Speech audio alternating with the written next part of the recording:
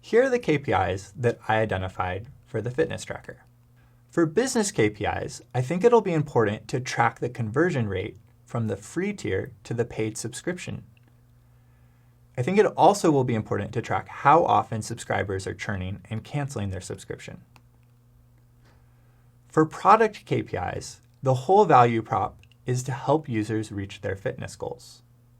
So it will be important to measure the average amount of time that it takes for a user to reach their first goal.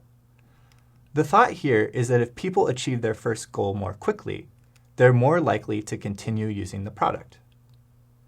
Similarly, I think it'll be important to track the average number of sessions per active user.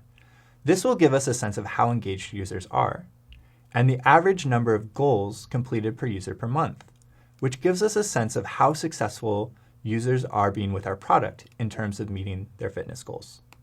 And for quality, we're looking for a signal from users about how the product is working.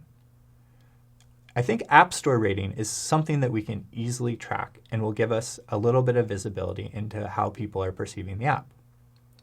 But I think we can also consider asking users to rate the interactions that they're having with their trainer. Additionally, we can monitor support contact rates as well. And lastly, on the development side, on-time delivery is always a good thing to track and measure in terms of team velocity. Another thing that's usually really helpful to track is test coverage.